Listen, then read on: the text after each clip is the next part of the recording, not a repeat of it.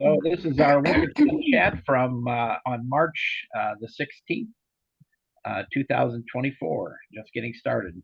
And to begin with, we'll have, and Art hopefully has agreed to start us off with a prayer or a devotion. And we rely on Art to do this. And I was trying to get David to do it, but he's not available today.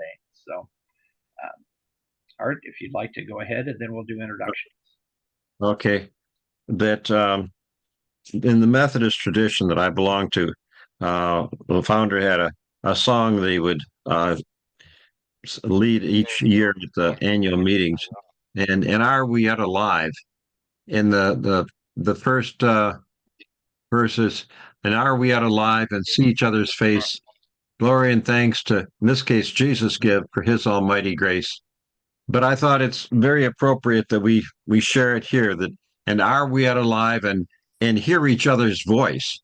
And at the same time, we also praise God for the gift that he has given us of life and this group and the Lions Fellowship and the winter camp, and that we can gather again, in this case, after just 2 months from camp, but still be in touch. And we use the phrase, it's good to see you at camp.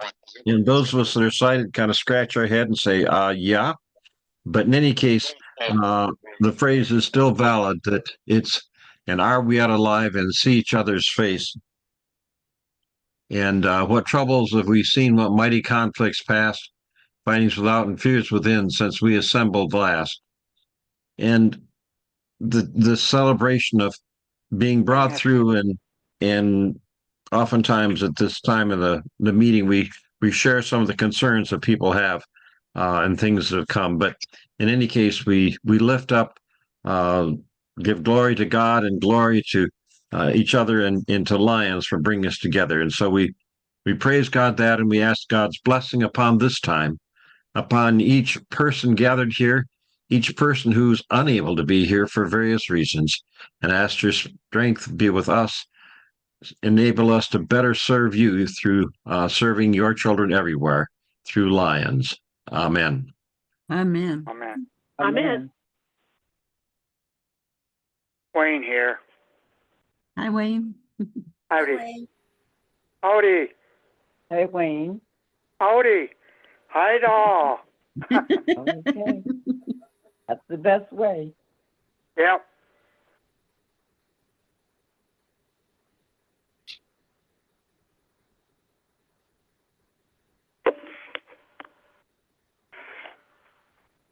So should we all introduce ourselves? And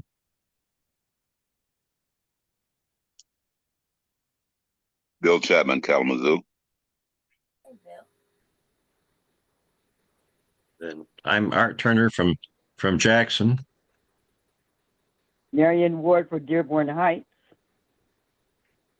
Linda Brown. Whittier, Michigan. Two of you went over each other. Lyndon, who is the other person? Linda Brown from Southfield. Here. Shoshana Graham, Clinton Township, Michigan. Kathy. And it turns out I was talking to myself. I didn't realize I was muted. Oh. As I was letting people know that if you've got background You wanna noises do it? going on, I'll mute you. So who was that last one? Ends in 0159. Don and Judy. Okay. Oh, Don, hey. Hey, Don, Judy. Hi. Hey. Hi. and Renee. And Rosemary Facilla, Muskegon, Michigan, and Muskegon Host Lions Club. Hi. Jim. Jim Fallon, Jackson, Michigan, the Van Creek Lake Lions Club. Okay, I'm Roger Bossi from Battle Creek, the Cereal City Lions Club, and Winter Camp. And we have a guest with us today, past District Governor Marcia Newyear. I will keep one. I knew some Newmeyers, so I keep wanting to say Newmeyer, but Newyear, and she is from Nevada. And Marcia, why don't you tell us a little bit about yourself? Well, I've been a Lion for 34 years and mostly in California. Just recently, within the last 10 years, retired and came to Nevada. And like I was telling everybody earlier, Nevada is one whole district. So we do a lot of traveling here. But when I saw Roger's post about the camp, I just went, this is amazing. I live just over the mountains from Las Vegas, even though my club's in Las Vegas. We do have one here in Pahrump, and I'm thinking this would be a perfect situation for the club here. So that's why I'm on today, and I'm really thrilled to be here. And thank you so much for inviting me, Roger. Welcome. Glad to have you. So, as usual, and Renee, we didn't hear from you. You're on mute. This is Renee Nicholson, and she's from up in, what's the name of your town, Renee? There you go. Hi. Yeah, I couldn't figure out how to do it. I kept going through all the options and it kept telling me react and record and Well, if you didn't press got it when you put the recording, you can't unmute. oh, okay. So where are you from, Renee? Sterling Heights, Sterling Heights. Okay. All right. Yep. Good deal. Macomb County, Michigan. All right. So as usual, I don't have a real formal agenda today. And so, I think, and like I say, we have our guest Shirley, who's interested in the winter camp and would like to, or not Marcia, I'm sorry, Marcia, would like to, maybe have something like that out in her area. And so I don't know, Marcia, I don't know if you've got camps out there that can be used. It sounds like you don't really. Well, we do. We actually have a mountain ridge that goes between Las Vegas and where I live. And there we used to have a regular camp for kids that we would do every year for the Lions that was up there, and it was a Boy Scout camp. Well, doggone if they didn't sell that Boy Scout camp from underneath us. Okay, so that's one thing that's gone. But across the way from it is a Methodist camp, and I'm thinking that Methodist church camp, and I'm thinking that maybe this might be some place that we might be able to hold this. So after I get through talking with you, I'm going to go up there. Well, we're snowing right now, but I'm going to go up there and check it out and see if it's a possibility. We have a Methodist camp right across the lake from our camp, which is the Battle Creek Outdoor Education Center. And we actually looked at that 2 years ago when we couldn't meet at the school's camp. And the thing we found out about it was that it didn't have enough capacity, and it also wasn't real accessible. And so that's one of the things that you need to think about is how accessible is it. So close your eyes and walk around the camp and see how you do. Yeah. But it depends on Good how idea. tuned in they are to ADA. But I guess from anybody in the group, would you have any suggestions as to what she should be looking for as far as the camp and the facilities? Roger, are you clunking something, Roger? Not now. Did it stop? I was moving the power cord on my computer, so maybe that's what it was. Because you were the only yellow highlighted person, but I couldn't mute you because you were talking. Oh. All right. I'll keep my hands to myself. Wow. Marcia, one of the things that we've set up to make camp a little bit more accessible, because the dorms and the main building aren't connected, we have an aerial rope so campers can reach up and follow the rope from the dorm to the main building. Mm-hmm. And that's a point of discussion in this current year, that somebody was complaining that for the partially sighted people, that was more inconvenience than convenience. And so we talked about it at the winter camp or some planning meeting, and they're going to bring it up here today with the camp chat to see if how helpful it is or unhelpful, if it can be done something that, whether to make it higher or lower or leave it the way it is. And so this As a might be a sighted good per- idea to start as a with that. sighted person who's almost been clotheslined by it, not looking for it and not realizing it was there my first time at camp. Yeah. I Personally, would I say would think higher, higher. but you know, there's also short people, and should they have to extend their arm fully above their head to reach it? That's Jason, Or crazy. they can use their cane. Jesus There, Christ. well, If the they have a cane cane. will help them go forward without obstruction, but it won't get them to the right door. No, but at Um, least you can, but if you can capture the rope with your cane, then you can follow it that way. And if Yeah, it's at ground level, that's a trip hazard. Yeah. yeah. So that is a topic that we thank you, Art, for bringing that up because I think the ropes could be two different colors. Because Well- the one year I grabbed the wrong rope and I ended up in the men's cabin. Yeah. So you're the one that was in our dorm. Oh, Not this February, last year. well, they're still someone did it talking this year about it. too. that did happen this year, Bill, and that was oh gosh, the lady from Jackson. Right. Art, help me. Yeah. I can't say her name at the moment either. I can see her face, Would it but yeah. be Shar? Shar. Yeah. Sorry. Yes, Shar. Rendell. And Roger, man. it was quite upsetting for her. She was pretty freaked out by that whole experience, and so yes, we did have. May I suggest? Yeah, go ahead, Bill. May I suggest that the textile, or maybe for men or women, that the rope might be thicker than, so you'll know the difference, a thick rope versus that, you know, type of thing. Just FYI, it Maybe was braid very it. helpful for me, totally blind, using the rope and directing me to the rooms and that type, to the dorms. So you know, like a thicker rope might be for the men, or vice versa for the women, or whatever, so that That makes you know you can sense. tell the Yeah. difference. Textile. We also talked think about putting knots in the rope. Oh, perfect. Or Yeah. knots in the rope Oh. could help for tactile that you could purposes. Yeah. feel. And I think we did have a piece of caution tape on one of the ropes, but I think we only had one, and so that was, you know, we could have done it all along that one particular rope, and that would have also been something you could look for if you knew what you were looking for. Hey, Roger, is this the first time this partially sighted people have, shared that that it's a hindrance rather than a help, or has that come up before?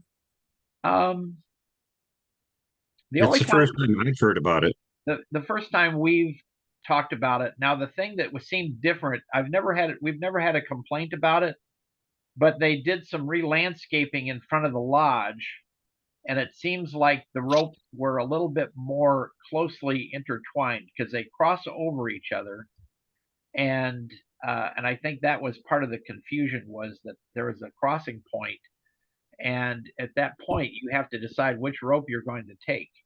Right. So The other issue we had with the re-landscaping is all the gravel that was in the way of when you use the ropes. right, and so I think that was part of the issue of we had to reposition the ropes so that you weren't necessarily in the gravel, because there used to be a tree right there on the right hand side of the door, and they took that tree out, okay, and then they filled it in with gravel, and then they put like a new pad, cement pad right out of the door, which is bigger, I think, but it did change things a bit. So that's kind of, I think that's because it really hasn't ever been an issue too much.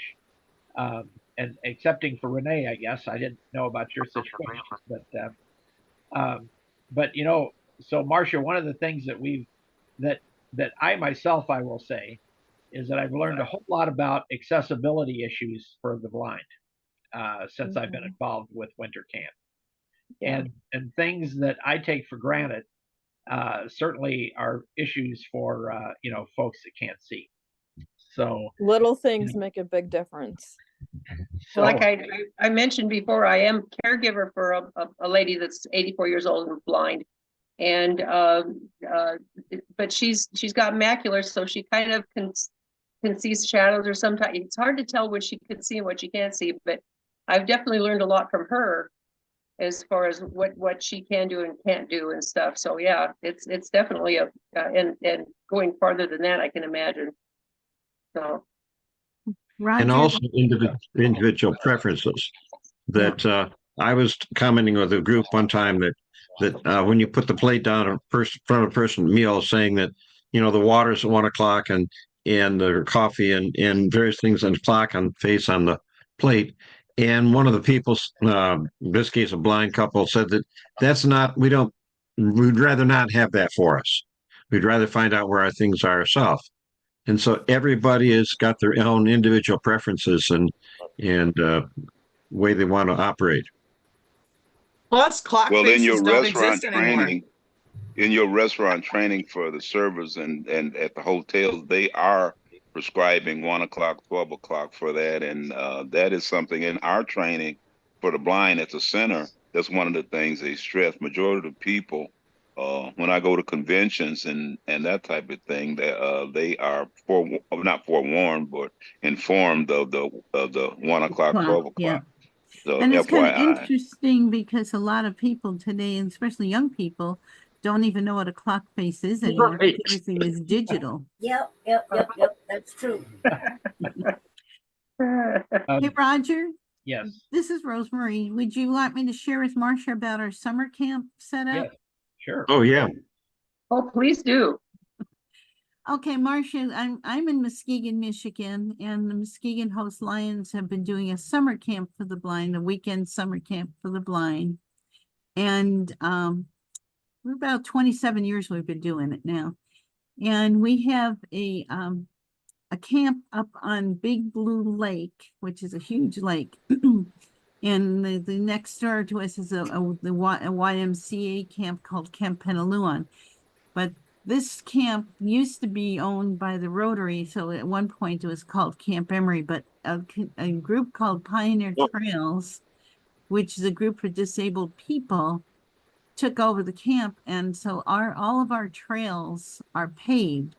So it makes it really nice for people who are, blind to be able to negotiate to where they need to go. And, we don't have, we can't do ropes because all of our cabins and our, places are scattered all over the place. You'd be, having to do miles of rope, but because we have paved trails, people can use their canes or dogs to get around fairly easily. So we have a dining hall, and then straight up from the dining hall is a path that leads to the bathhouses, and we have cabins on either side, and we tend to use those for our male and female campers, and we usually set a sighted person in each of those cabins, so if anybody needs assistance, they have it. And then if you take the trail that goes off to the right from the dining hall that leads all the way down to the lake, and there again, it's accessible because it's mostly made for wheelchair accessibility. So even our pontoon boat has a little ramp thingy that you can just hop, they can just roll up and onto the boat and things like that. And the only place where we don't have a paved trail is when we go to the fire pit, when we have our s'mores and things. But again, it's not hard to traverse, and we have sighted helpers to help campers get there. And then we have a lodge where we do our crafts. We have a big porch area that we do our crafts in. And then there's a large meeting room we can do dances. We've done that in the past, or a talent show or whatever. And when up there, we also have 4 rooms, 3 rooms we have. And if there's campers with special needs, they can stay there because they have the indoor bathroom up there. So, but basically, our camp director, Carl, he takes people on the trails, and they are unpaved when we go to the woods and stuff like that. But, we do archery, and we do a lot of fun things, and most of the areas, you can access, are paved. So it makes it easier, to get around. So if you have something that has a facility similar to that, that might be an option for you. But we have a great time around here. They don't think about those things yet. Mm-hmm. So, okay, we have to make them grow up here. I know, and my friend Shirley, she's also on this call. When we used to live in Salt Lake City, the Lions had a summer camp for the blind that we would do, and they didn't have paved trails either, but we'd go down and we'd go fishing and stuff. And we always had a good time, we'd be in the cabins and there's always I think the main thing that you want to consider is how much sighted help do you need and how many sighted volunteers can you get to, to be there to help the campers. Right. Well, We had one guy who took us out on his boat. I That want was to come fun. here for camping. Yeah, we had Did one you- guy who took us out on his boat and he let us drive. That was fun. When we volunteer, or when we come to the winter camp, my question, being totally blind, do we have an indication of the campers that's coming that's totally blind, or whether or not they could see some or not, or the degree? Is that something that we inquire about for our winter campers or any camper? Yes. No. We don't I do don't it, think we know. do. Well, we do. So on your application, we do have a question, and we've kind of modified that over the years. But basically, what we ask now is, are you blind, no sight, partially Right, sighted, okay. or a sighted person? And so All the right. name tags are marked, or maybe I think we have color coded name tags now. I'm not sure how well we communicate that, but the name tags are color coded to that extent. So if a volunteer knows that you have a red name tag, then he knows that you're totally blind. Oh, okay. So Yeah, I couldn't differentiate, obviously, color. Right. Speaking of the campers, like in Muskegon and winter camp, I'm doing a couple of things in this area. I'm working on it, and it's coming to fruition. It might be something we might want to entertain. For me, it's being totally blind. Like if you go to let's say a movie, or if you go to somewhere, if you're deaf, you have sign readers. If you go to a movie, they have adaptive headphones for the blind, for for interpretive. Yeah. Now, what I'm working on here, and I've got it going. Well, it's not me, but I through my raising all kind of questions. They adaptive headphones for blind people who go to theater plays and that type of thing, so they can have why are people laughing? I don't know why they're laughing. And then with your adaptive headphones, there's a young lady who went to training in North Carolina for 4 days, and I would, if it's okay with the group, pursue her to see if she'd be willing to talk about that new technology that they are incorporating for theater, for playgoers, for adaptive headphones for the blind. That's something that's cool. coming out, and it might be something interesting that our group might be entertaining. So would like to, just information, what's out there. Yeah. So now movies around here, they have those.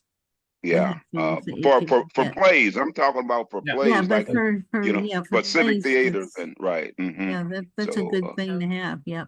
Right. Well, Bill, I read an article about her in Kalamazoo, right? Right, Kalamazoo, right, because Civic Theater, they got 4 theaters that's adapted that last couple of months. So if you have do you have a contact for her? I have the lady's contact number, and I've got a list of 7 different plays where they're going to incorporate those headphones specifically for the blind. So I got the contact. I will talk to her and see if she'd be willing to just come in on one of our meetings. Just talk about it, talk about her training, or maybe she can come to our camp. Yeah. That's really cool, Bill, because years ago when Charlotte and I lived in Salt Lake, the Telephone Pioneers of America would do stuff like that. They would, when they had the circus come to the Salt Palace, they would have headphones that we could have that they would describe everything. Same thing when we were up at the university to see different plays, they would have that available. So it's cool that that's starting to come down more into, the public areas now. And maybe we can incorporate like a half-hour movie or something using those headphones at our camp. That might be an additional additive to programs that we can incorporate in our programming. Yep. Sounds good. What, Bill, if you can talk to her and then talk to me about, and I can get her the link and find out what I you do. I got your number, Roger. No Yep. problem. Right. While we're on the topic of future meetings, let's confirm the next date. My calendar says it's supposed to be April 20th. Roger, does that work for you? Hang on. A lot of things going on in April. I have it on my calendar, so I think it's okay. Okay. I have it on my calendar, so April 20th. Sounds I good. have it on my calendar too. Yeah. Great. Third Saturday. Yep.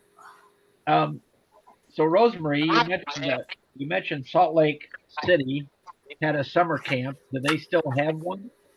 Nope. No. No, it's gone now, isn't it, Shirley? Think so. Yep. What happened to it? Lack of We don't interest? know. Well, they probably, my guess is they ran out of people that were, willing to administer it. That's kind of what happens a lot of times is. Because I remember at that camp too, we also got a chance to shoot, little rifles at tin cans too. That was fun.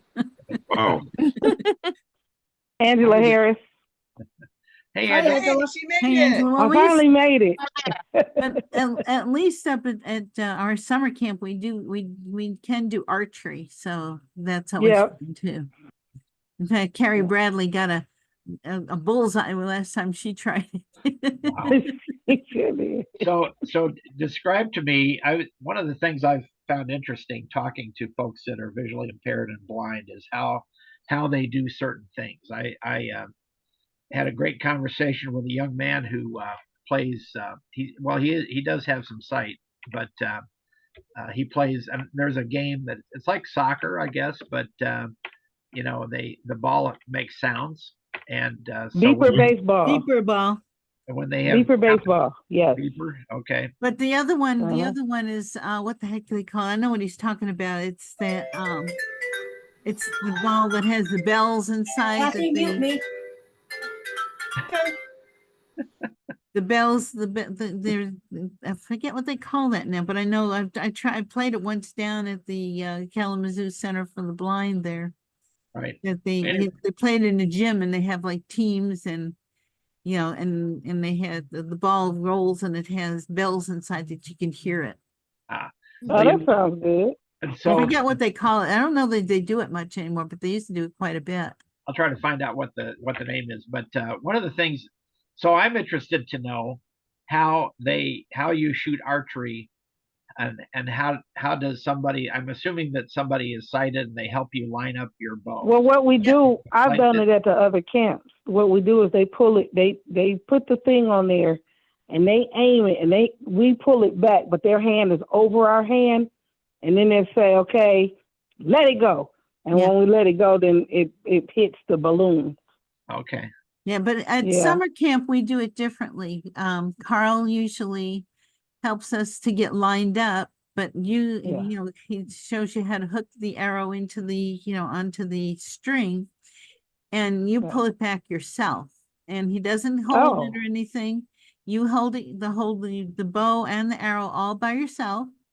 And he'll say, okay, a little more to the left, a little bit more to the right, up or down, whichever way. And then he says, and when you're ready, and he shows you, make sure that you're in the right position. And then he lets you release it. And then, he'll tell you, okay, left to the bullseye, or if you miss the target altogether. Well, they also have that for DNR. DNR also have archery. Yeah, but most all the times you can usually hit, you usually can hit the target somewhere, the way he helps you line up, but you do the rest of it all yourself. They don't do it pretty much. Right. You don't do it for you. Yeah. Hey, Bill. Hi, this is Walisa. The Queen is on the phone. Hello. Hey, Queen. Yeah, well, she is the Queen. You didn't get your king to come on. Right. The Department of Natural Resources have during hunting season, they have a hunting specifically for blind. Probably 2 weeks they before do. deer that's season. Right. And they send them out. They have a live person to show you aim, push, shoot, or whatever. And I don't want to brag about it, but one of the things that I did was I was licensed, trained to weaponry in terms of shooting a gun. Okay, I went to a Oh, trainer. wow. The trainer trained me, and I got my wife and I. We went to a gun safety class, and we both took it. And me being totally blind, he taught me how to shoot, and I got a 90 on the score. Totally blind, and they videotaped me doing that. But I don't brag Wow. about that. That's So Cool. good. you know, that's for blind, totally Wow. blind. So those are all kind of innovative ideas, And and then, yeah, and right. Bill, that kind Wait, of goes along with when we were doing the rifle shooting at the cans back in Salt Lake in the camp, you know, because Right. we could hit the cans, we just need a little Mhm. direction, that's all. Right. now why do you want to hurt the cans? Wait a minute, Angie. I was trying. Can I finish my sentence now, please? Okay, well, go ahead. You got the floor. Yeah, I did get cut off. Okay, archery. I was trying to say that when we went to last year summer camp, he on the way they explained the archery was really well, and Carrie Bradley hit a bullseye. You know, she's totally blind, and like you said, he showed us how to hold it and turn and everything. It was I'm gonna tell you, that was the best part of summer camp to me, was the archery, shooting the arrow and bow. That was wonderful. And also, I wanted to say to you guys, I heard a young man talking about the audio description. You do know, today, me and Gina Rao is hosting a movie day at the show at the Bel Air Theater here in Detroit, and it has audio description, headphones. So that's what we're going, and we're working on. This lady came out to see us at the one of our meetings, and they have a class to teach you how to do the audio description, and she's going to give us the link and the telephone number to contact people if anybody was. I don't know if that's what he was telling y'all because I got in late, but there is someone, because my daughter Kiara is going to be doing it. She's going to take. You have to pay for the classes, but she's going to take the classes so she can start learning how to do the audio description for us. You know, for the public period, for everybody. Right. So. Cool. Walida, is that for a play or for a movie? But, well, right now we're going to the movies, but we're working on something like the other day they went to a play, but there was no audio description. That's not good for blind people. If there's no audio description at a play, if something's going on the stage, you can't see it. You don't know what's going on. Right. That's what Bill Bill was talking about. Yeah, that's what Bill Chapman was talking about, is doing it for plays, and that's pretty cool. Yeah, that's what they're starting to try to find somebody to do plays. All right. Yes. So we actually went quite in depth on that conversation in December. And so if anybody's interested, I can resend you the write-up on that. Yeah, because that's a big thing now. I mean, everybody, audio description is popping up everywhere now. And last place right now is that we don't have them in these plays. Because, you know, we got a couple of good plays coming here in Detroit, but don't nobody want to go and see them because, well, one, they $200, but they don't want to go and see them because there's no audio description. Yeah. So. Well, it sounds like it's becoming a wider thing. That's a great thing. That's great. Yeah, because they paid $50 last week. A couple of people got upset with me because I can't pay $50 for something I can't see. I don't even watch TV at home if it ain't in audio description. So. Yeah. Right. So I just wanted to say that. That's great. Thank you, Walida. That's good to know that's happening over in Detroit. It'll spread. So Bill has a contact for a person that might be able to come onto one of our calls and talk about that. Good. She's a trainer. She's a trainer as well, and she'll go all over. She went to North Carolina for 5 days of training specifically for plays, and they've incorporated to 4 of our theatrical troupes here in Kalamazoo, specifically for the blind. Headphones, just like you got the movie theater. So I got the contact number and the phone number, and we talk on a weekly basis. Bill, what's her name? Hey, Bill. What's her name? She's at the Civic Theater. You would ask me. Her name is not Carolyn. I'm showing my age. But Uh-oh. okay. That's okay, Bill. Why don't I'll think of it before you hang up. Let us know. All right. But I got the contact number, the phone number, and the email, and the good. total plays are being shown. And so, anyway. So, What's your name, sir? Walita and Angela, Yes. you guys just came on, and so we have a guest with us today. Her name is Marcia Newyear. She's from Nevada, and she's been interested in the winter camp since she saw our pictures on Facebook. And so Oh, wow. I invited her to come in today, and she's interested in trying to get something started out in Nevada, similar to the winter or I think that's summer just camp. cool. Yep. So I'm taking lots of notes. So we're Good. talking. We're kind of, our conversation right now is sort of talking about accessibility issues that she might be concerned, want to look at and consider as she looks at a camp that is possibly available in their area. So that's kind of the gist of our current conversation. And Okay. so we talked about the ropes at the camp, and obviously now we've been talking about accessibility from hearing and like plays and other things like that. Most of our stuff is audio, like Right. people are singing or dancing, and obviously it's kind of hard to describe a dance. Exactly. Right. That's true. And we've been talking about things that happen at summer camp. So Shirley was recounting the kind of the activities at summer camp that you guys do. And so that might be, so Marcia, one or the other, I don't know which is better, a summer type activity or a winter type activity in your area in Nevada. But she's welcome to come and visit. Summer activity is good if you like 130 degrees. Yeah, I just thought of that. Yeah, Nevada's pretty warm in the summertime because it's more. I like that. So, but You might want to do spring or fall instead of summer. That's basically when we do everything, and otherwise, we love our air conditioning.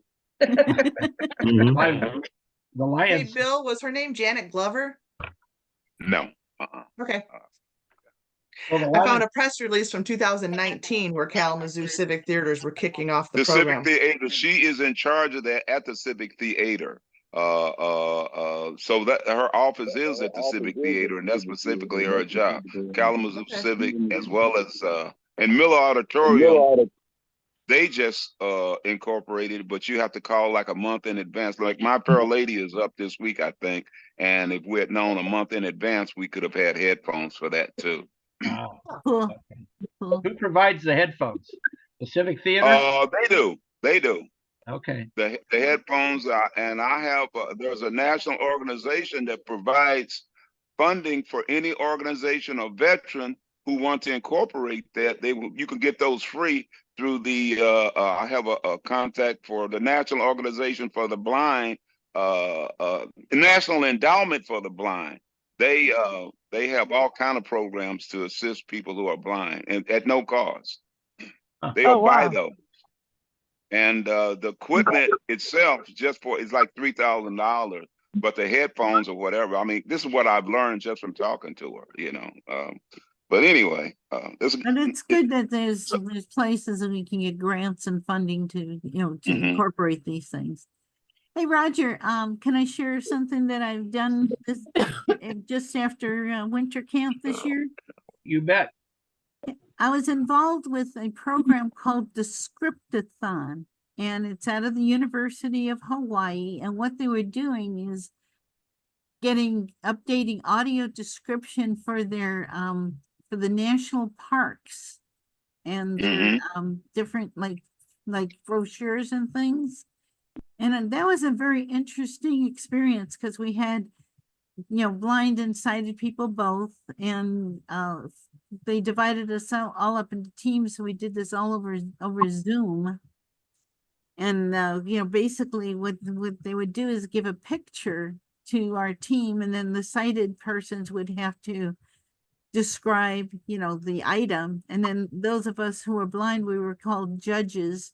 And what we did is we looked at what the description was, and if it was, the good parts we kept, the bad parts we would say, that's not helpful, or, we were able to give a lot of feedback so that when the end of all of it came, all the brochures were redone and they were, improved for their audio description. So that was a fun event. How does the brochure tie into an audio description, Rosemary? Well, what they do is, like, if you say you like, the one we did was the Natchez Trace Trail that's it goes from Alabama, Mississippi, into Tennessee, I believe. Okay. And so when you go to the actual, like if you go to the park office, they have the audio there, so you could push a button, and it'll describe the particular pamphlet that you're interested in viewing. Okay. Oh, wow. So it's like a recording device. Either, what about, could you have, so that's like I'm thinking of a museum where you go and or you could download the app to your phone and listen to it as well. So you could be out hiking. Could you be outside, on a hike and listen to it through your headphones? Yeah, it'd tell you all the different things you needed to know, like, like when the next mile marker was, all kinds of cool stuff, depending on which national park you were at, obviously, because each one is different. Okay. That's if you've ever been to like a tour of a castle in Europe, they'll hand you the headphone kit for your language. So if you want English or you want French, so they have them all pre-recorded. Sounds like they're kind of doing something like that. So is that a new program, Rosemary? Actually, this is the 10th year they've been doing it. They do it each year, and they renew all of the descriptions, that need upgrading. So it's a pretty cool thing, and it's located out of the University of Hawaii. How many parks do they cover? Oh heavens! I honestly don't remember, but it's like, I don't know, 70 some odd, or there's a bunch of them. So Roger, they also have those. They have those in parks, in some parks, what they call modern cities, with the ADA they're putting up. Like, for instance, we're walking to the men's cabin. A motion detects you are walking towards the men's cabin. You are in the men's cabin, and vice versa. Like when you're in a park, it describes what birds are in that particular what birds are in that particular area. It picks up your motion and then it talks to you. So that might be something that we could, you might want to look at it, like in Muskegon and all of those camps. It could say what camp, what building we're going into. It picks up by your motion and it proceeds to talk. Yeah, well, if you want to give Roger that information, he can forward it to me, Bill. That'd be cool. Yeah. Right. I just thought it was interesting. And then the other thing that I'm going to be going down to the University of Michigan here on the 27th for 2 more research studies that they're doing. So. Okay. This Art here. I'm going to be leaving now. I wanted to interject in just a moment here. I'm going to try to get on with my phone, but we talked about taking a piece of foam core and putting an M or a W on the front of the cabin door above the door handle, so a person could feel the M or W for the cabin doors, and thought that might be a possibility. That could be helpful too. Some people don't read Braille. You talking about Braille? Braille? No, he's talking about a print letter. A physical M and W. I don't know how I feel either. I don't know. 1/8 inch thick or something. So I'm going to sign off now and see if I get in with my phone as I go to my meeting.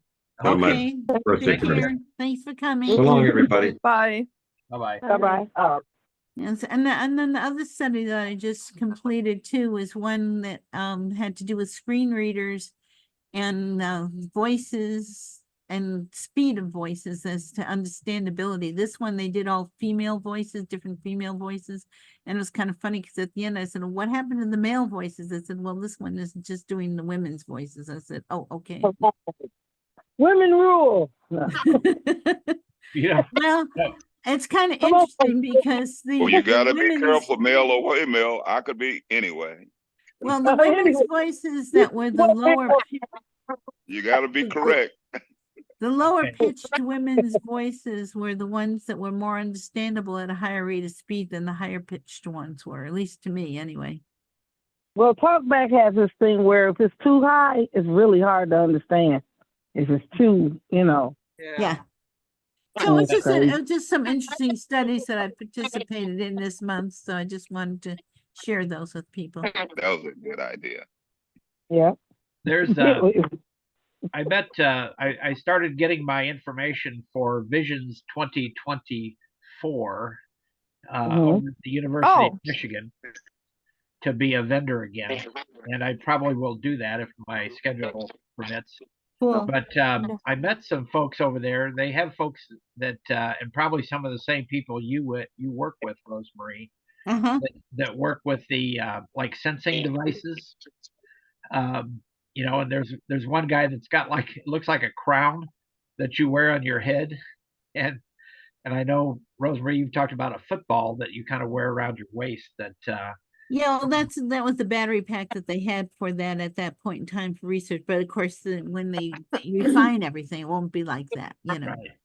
But the one that I did with this with the synthesized speech actually that one came out of the Netherlands, and there was a British gentleman who also was with that who assists, with the research. So that was a little different than our usual stuff. It was on Zoom. Oh, wow. And so what is do you know when the Visions event is this year? It'll be in April again, or I'm sorry, June. June. And I may have to find the email again, but let me. It's usually on a Tuesday, so it may be. It seems like it's on a Tuesday, but I'll have to get that back. I'll put that in the notes for today. Well, if you know the date, I could ask for Alexa what day of the week it is. June 5th. It's on June 5th. Yes. Okay, hold on 1 second. Okay. I got a calendar right here. That's a Wednesday. You said what? 11 a.m. to 4 p.m. It's on a Wednesday. Wednesday. Yeah. 11 a.m. to 4 p.m. 5th. Okay. So anyway, so they have several people over there that are doing this kind of work, and they demonstrate some of these devices at the vendor fair. And so if any of you, if you want to come over if you're in Detroit and want to come over, it's a train ride over to Ann Arbor, and you probably are pretty close to the library when you get there. So we'll talk a little more about that as the time approaches. But and Renee's been there, and David's been there. David Sternman. And Kathy's been there. You've been there. Yeah. We usually see the folks from the Ann Arbor Host Club. They usually have a table there. So anyway, so what else? As well as Kellogg and Leader Dog is always there. Actually, they had an Eversight. Eversight, the center, Braille transcribing is there. Sometimes OrCam is there. OrCam was there last year. The Ann Arbor Center for Independent Living, probably. Yeah. So yeah, it's a really good thing to see. Our friend Lillian Quickly was there. I know her. With her little cube, her little Braille cube, and some of those things she has. So it's it's a lot of fun actually to go. It's her at winter camp. Pardon? I met her at winter camp years ago. This is Angela. Okay. Lillian's I think she lost her the person that was her driver, or the person that kind of took care of her, I think passed away possibly, so she's a bit lost right now. But anybody, I don't know, is anybody, and Judy, I want to say, Don and Judy, it's great to have you with us today. How are you healing up with your foot? Oh, I ended up having street casts, and then I ended up being put in a nursing home, which is supposed to be as an outpatient. I came like 6 days from being committed. My niece got me out of there before that happened. Oh my God. Wow. Right now I'm having home therapy and my ankle is a lot better, but I'm still not walking around as well as I'd like to. But thank you for asking. I'm really trying. I want to get back to normal. It's killing me. You've got several months before next winter camp, so we hope Right. that Barring that I fall, everybody says, don't fall again, don't fall. Yeah, I don't plan to. we also don't recommend beach volleyball. No, yeah. But I sure missed camp this year. In fact, we drove right by it, me and my niece, but I just didn't have the time to stop in and just say You hi. should have waved at us. What is it? You should have waved at us. I did. I did wave, but nobody waved back. So you know, I'm doing much better. Visually impaired.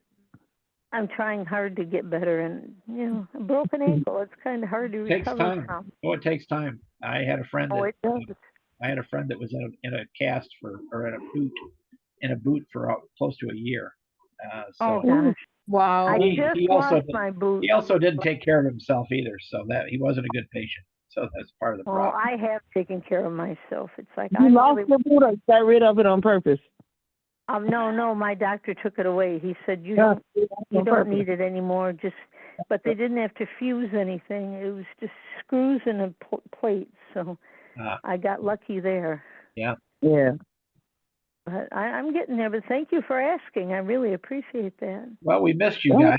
We missed you guys. I missed you guys a lot. I think I missed you more than Don did. But I really You did. know, I was the first one to ask about you, I think.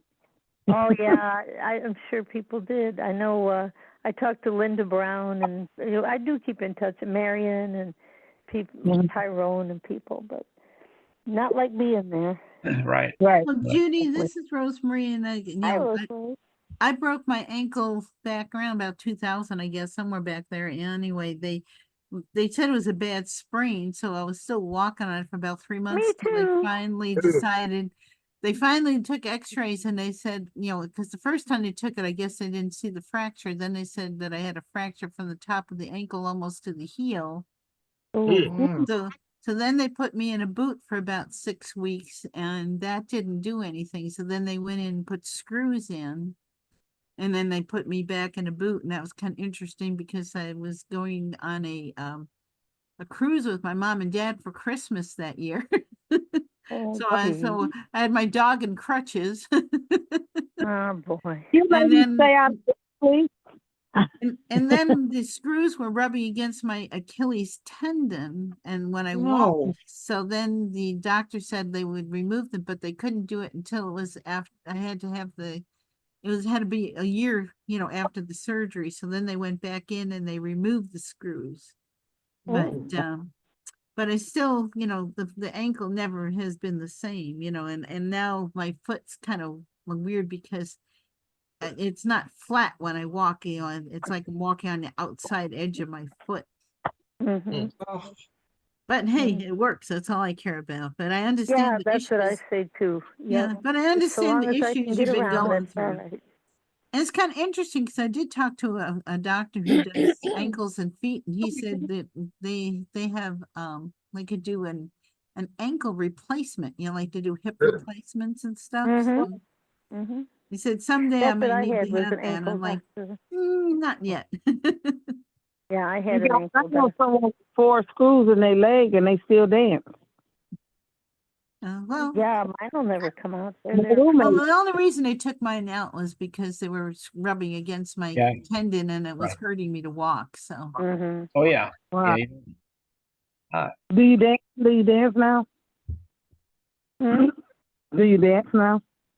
Do I dance now? You dance now? Not yet. No. It's coming. Don't worry. It's coming. I just got out of my like a walker with a seat in it.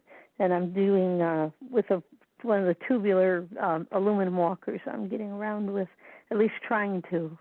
And I have home therapy 3 times a week. And I really am trying very hard. So he's only been here like 7 times, so I've got a long way to go. But I'm getting there. No, be patient. I'm trying to be. So we'll be dancing soon too. So we Yeah. have Wayne Lapierre's on today, and Wayne's not been feeling all the best. How are you doing these days? Wayne, did you get over your pneumonia? Ooh.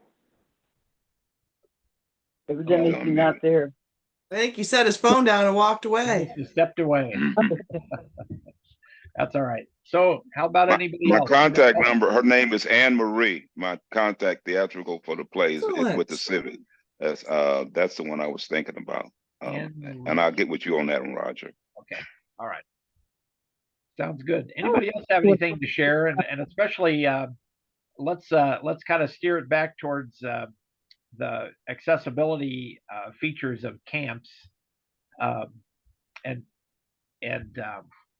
Marcia will know when she visits this Methodist camp what kind of terrain it is. But what are some other things that are important to folks from your standpoint in terms of accessibility when you're at, like winter camp or summer camp?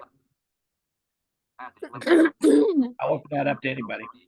I have Your jaws. I have a suggestion for our kitchen facility. Okay. It would be really helpful if we had white napkins, because the napkins that were used this year were the similar color to the color of the table, and so I didn't know the napkins were there. That's a thought. They're not specifically white, but contrasting colors. Contrast is a big deal. So if they were just Blue. simply like any type of napkins, if they were white instead of beige or whatever color. Yeah. Yeah, beige. Yeah, different issues for different levels of sight. Right. Right. Right. You know what threw me Roger. off is when they say at 3 o'clock, your coffee's at 2 o'clock. I know how a clock looks, but I'm not thinking about, like, I'm just ready to eat, So I do that with left, right, at the top of your plate, at the bottom, I do better with that. That's what I was going to say. Where the food is, like at the top is this, the bottom this, the left this, the right that kind of thing. And your like salad would be at your upper left, that kind of thing. Right. I prefer the clock directions because it's specific and I don't like surprises. Yeah. I do too. I prefer the clock too, but they were saying so many people can't do they only know digital and they don't know the face of the clock. Oh no, I know the clock, but I have to 12 is at the top, 3 is over here to the, Right. Yeah. I live with. I think it would be a good idea if you told everybody everything that was on the table in the middle, because when I was sitting there, I didn't know what was in the middle on the table. To be able to ask for it. Stuff like that. So one of the things that brings up a good point, and that's the orientation that we do with our young volunteers from the Job Challenge Academy, the associates, which I think are the group that we're going to have going forward. Will be like the group that we had this year, and these are younger kids. Well, they're older than the cadets. Okay, they have graduated from the cadet program, who we used to have. I remember the. But they anyway. So they're actually going to college. So they're a little bit more mature. And so for Marcia, glad you came back. One of the things that we have for volunteers are this group of people from locally it's called the Michigan Youth Challenge Academy, and it's sort of a program for, I'm going to say, troubled youth. It's not typically they're not criminals, but they could be if they didn't have some additional guidance in life.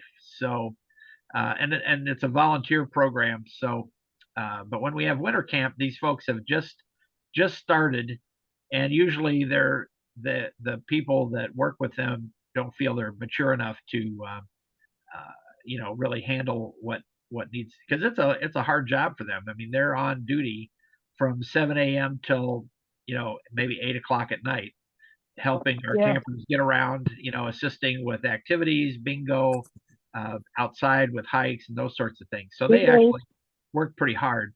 But anyway, we do an orientation with them like before the campers come, and we have a lady who's a O&M specialist, Teresa Guest. She's also our cane repair person, and she gives the associates and any other volunteers that we have an orientation as to how to work with the blind and visually impaired. So how to walk with them, how to ask for help, you know, and it's about an hour-long orientation.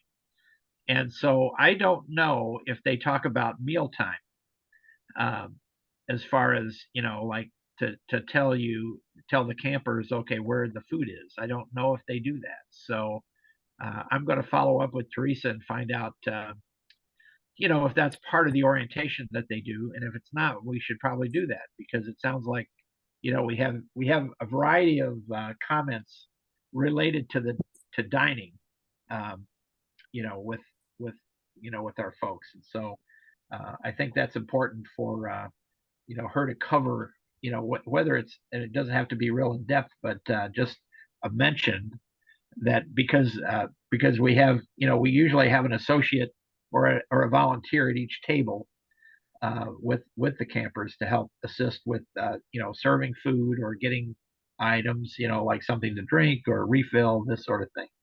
So I appreciate the feedback on talking about where food is on the table. Roger, you mentioned something, you know, I didn't know, like the name badge are color coded, but if your cadets know, if I got a red and you got a blue and you got a yellow, the red is, I mean, you know, I'm just using an example, you know that I'm totally blind, and so that person observing us can give us a 1 o'clock, 12 o'clock indication. Right. And that's just an idea. So for that. Well, I'm assuming, and I don't know, and again, it's like one of those things that we have a lot of things that are good ideas, but how well we actually execute those things, you know, you know, could be. Well, they did an excellent job at our table. They were very good. Okay, Kathy's got her hand up. There's one thing to mention is that there's a lot going on at mealtime, and so it's possible, you know, the sighted person who's helping the table is, you know, she has covered as much as they can, you know, in making sure that people have what they need, you know, maybe mentioned that there's also this or that in the center of the table, but only listed half the items. Or people were chit-chatting with their neighbor when the items were listed. But there's a lot going on at mealtime.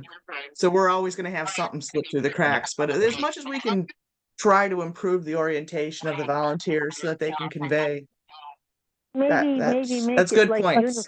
Right. Maybe make it like uniform, where, you know, everybody's plate has the meat at 6. You know, just have the same layout on the plates for everybody. That might be an idea. I don't see that happening. Well, just make sure that our gifts are not, that we bring in, our gifts are not used. Gift, you know, from 3 years ago type of thing, right? Just, you know, Roger, my can gift I had been ask open and used. Judy, can I ask, did any of the associates come back from last year?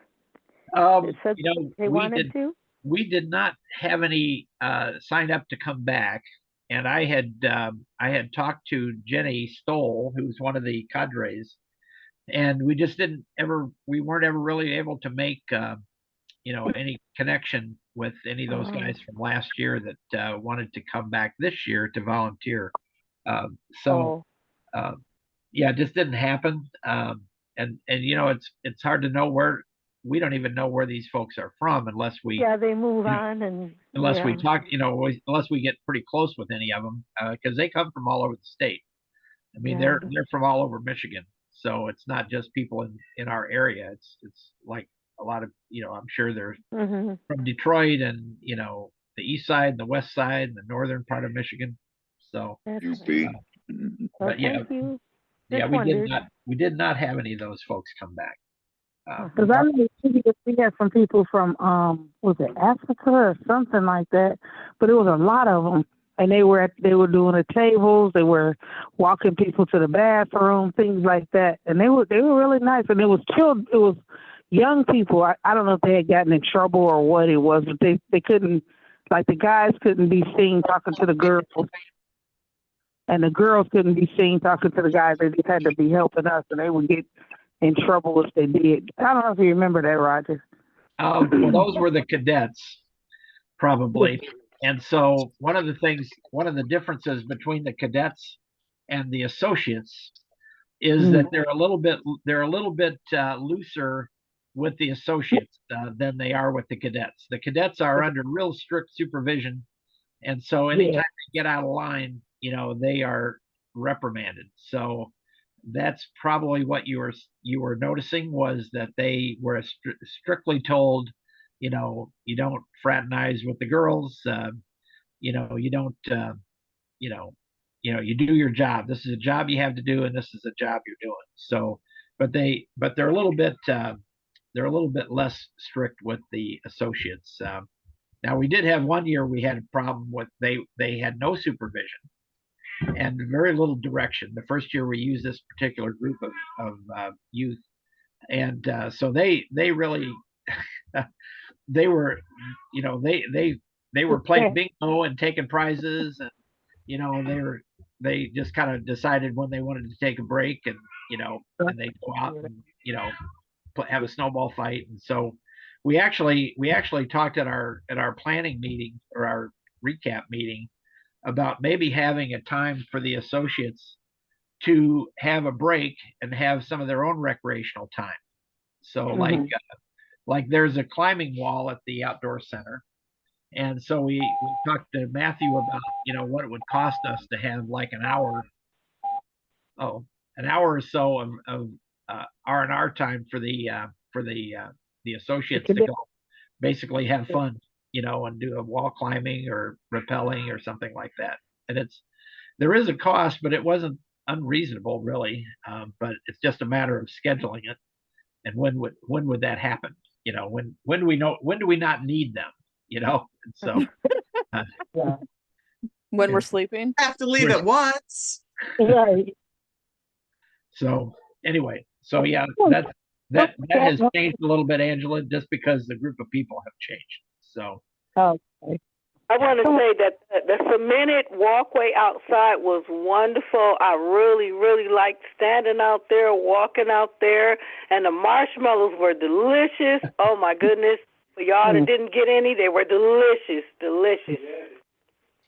Yeah, so we had s'mores. I brought my little portable fire pit, and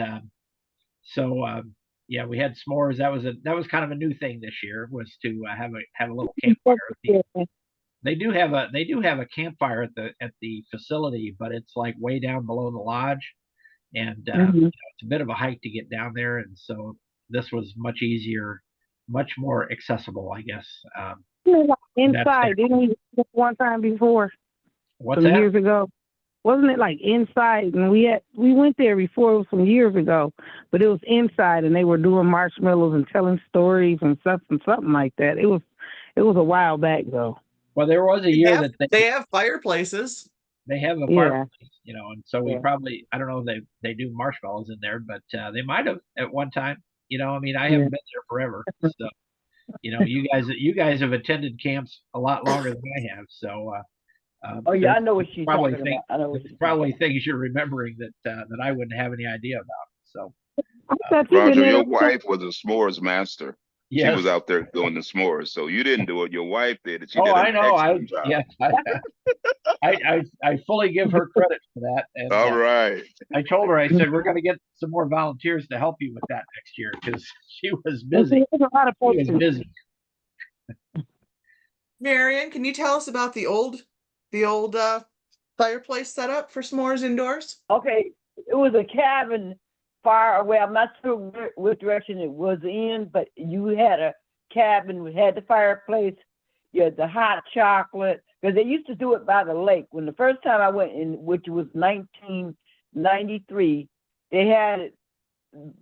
Yeah, had it by the lake with the s'mores, and they had the hamburgers, the hot chocolate, and the hot chocolate was frozen. The hamburgers was cold, because it was so cold.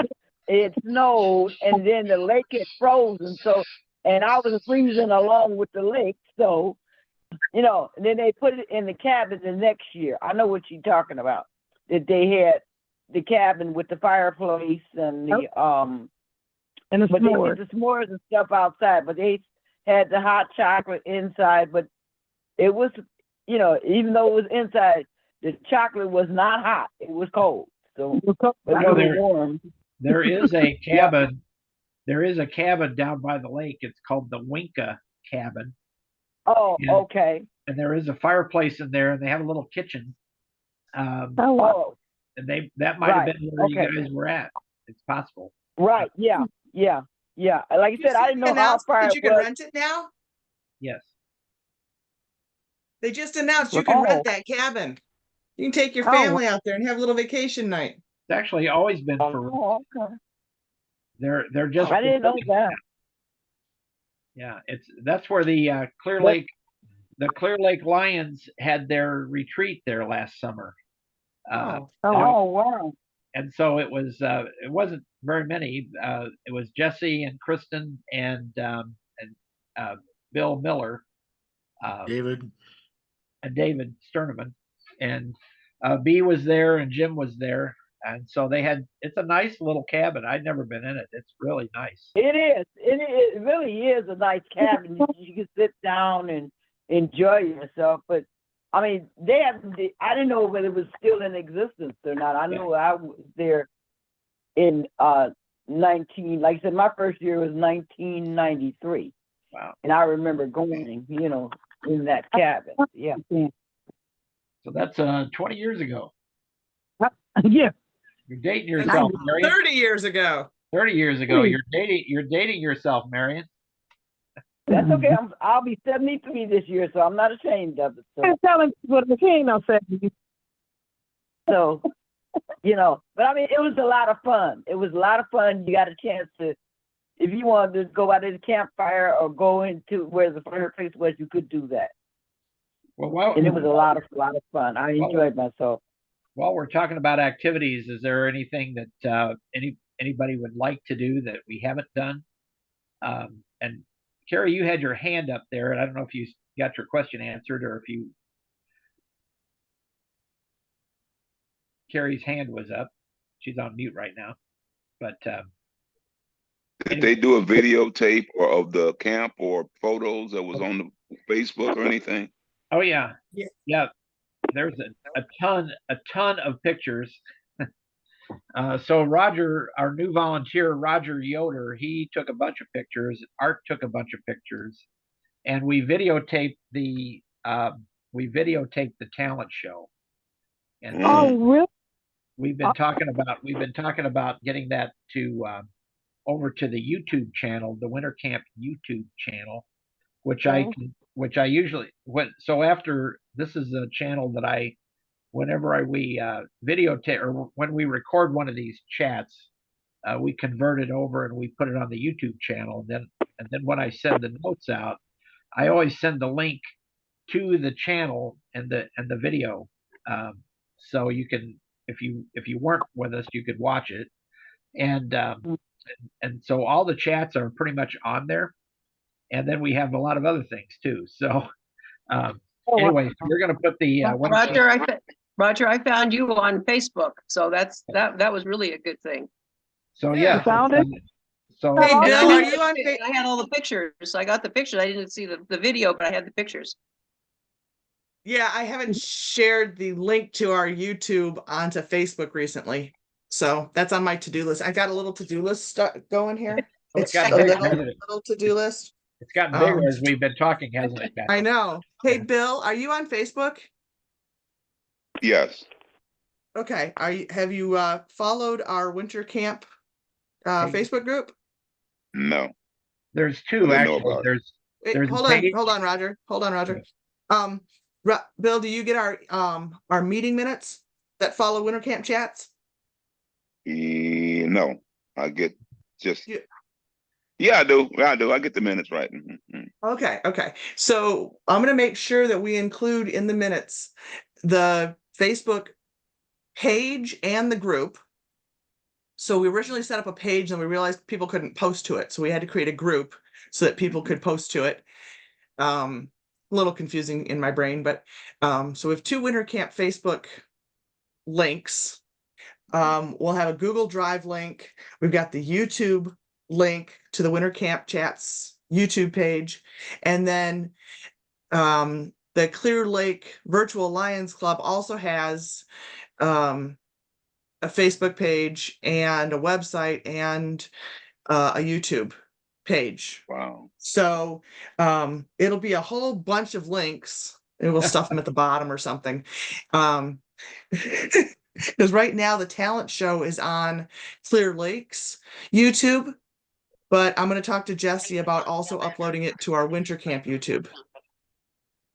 Oh, wow. And my phone described the pictures to me, so it's not like I could see them, but it described the pictures. So Really? Yeah, it can only read. Well, I mean, it's probably just reading the descriptions if I put them there or if it somebody says puts it's them a there. male, 2 males, a group in a picture, and it has the scenery in the background and all of that. Oh, yeah, that's a generic description. But usually with Facebook, if I put a description on there, it should read. There we go. Yeah. Tanya dancing or something like that. Or Angela singing. Angela singing. Yeah. Yeah. Somebody singing. What is it? We say that, right? Well, Angela, your agent called me, so they charged me for listening to you. So you're famous. Okay. And for those of you who can't see, Marcia, our visiting PDG, is giggling at the camaraderie she's witnessing. So Something else. it's like a family. Yes, it is. Yeah. Take that to the desert. Yeah. Right. I'm trying. I'm trying real hard. Okay. Well, Marcia, maybe next year you could come out and visit. Right. And see how really like that. Even Well, though we I could don't change like our winter camp to Whoa, guys, hey, wait. Let Marcia answer Roger's invite. I said I would really like to, except for I don't like the snow. I left Colorado, and there was a good reason. I don't like that. Well, we didn't have any There was snow no this snow year. this In fact, it was about 50 degrees. Was that right? Yeah, it was 50 degrees. So I come out sometime. That'd be great. That's right. Marcia can come visit our summer camp then. There you go. That might be more fun. That sounds more enticing to me. That'll only be like 75, 80 degrees. Yeah, that's perfect. Unless we have a big storm. No, Marcia, is most of the activities are inside in the main lodge anyway. So you don't really have that much contact with snow. So I think you should come. That fooled me for years, but I love it there. I love it. Yeah, well, see, you'd have to drive there. Well, Marcia, at least you wouldn't. The only thing you'd have to be concerned about summer camp is the big storms coming off of the lake. Well, that's all right. That's all right. We're dealing with that right now here with the rain. So yeah. Oh, we don't have that in Detroit. We had some. We don't even have any snow here. I'm loving it. Yeah, we only had one big snow this year. It seems like so. We dodged a bullet, I think. We got dumped on of all things. We got dumped on Halloween. Right. Oh. That's why the kids couldn't go trick-or-treating. We had a lot of ice in January. It wasn't really good snowfalls because it was too warm. And so we had a lot of ice and slush. We didn't have much ice up here, but most of them, like I said, that huge closed school for almost a week here. On Halloween was bad news. The ski slopes suffered this year. They did not have a good season. Yeah. Most of the winters have been in the 30s and 40s. That's odd. Right. Not too long ago, we had There's a lot of winter-based businesses that suffered this year. The snowplow guys, the resorts, the snowmobile rental companies up north, all people rent them to go on the trails. And there's been that's a big financial impact for our state, having this warm winter. I'm loving it. And allergies, because all this stuff didn't die. Right. You're supposed to have a few flakes flying tomorrow. Don't say that. We'll probably Well, have a that's what bunch of they're saying. mosquitoes this year. Don't the Yeah, resorts make their own snow?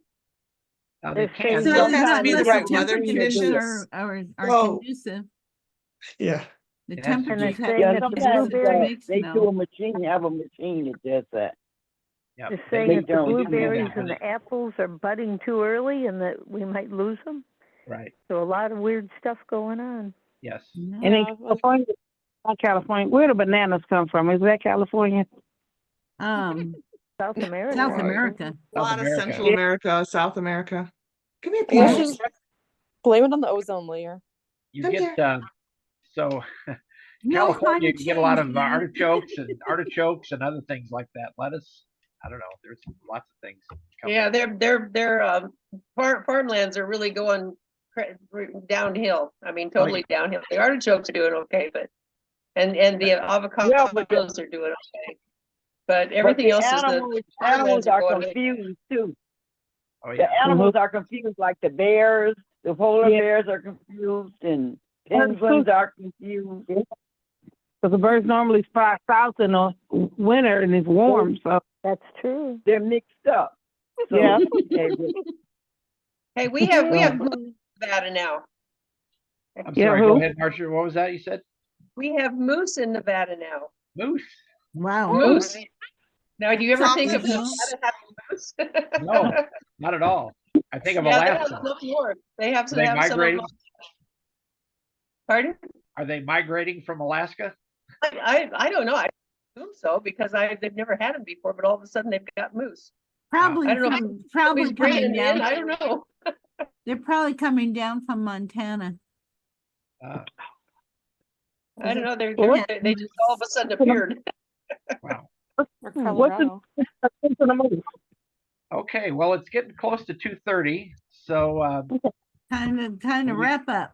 time to start wrapping up. And Well, I really want to thank you for.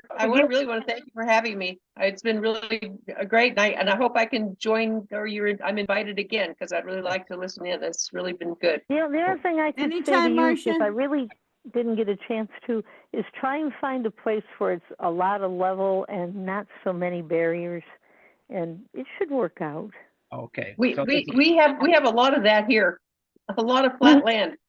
Yeah, just find the place. That would. Yeah, that's right. That's right. That's what I need to do is just find the place. Right. Yep. Right. Well, good luck. Consider your capacity. Consider how many volunteers to campers you can handle. Yeah. Well, I think we'd probably have to start out pretty small and then work our way up because especially where we are. So Well, and that's what we did, Marcia, because we Hi, don't Bill. usually have more than 25 Bill. campers at our summer camp. So yeah. Bill, did you have you raising your hand, Bill? I thought he What was was waving that? goodbye. No. I was going through my scrolling. No. Okay. all right, well, everybody have a good month. We'll talk to you soon. Everybody too. Thanks again. Bye now. With everybody. Take care, Bye, everybody. everybody. Thanks for joining, Marcia. Rosemary. Bye, everybody. Bye. Yeah.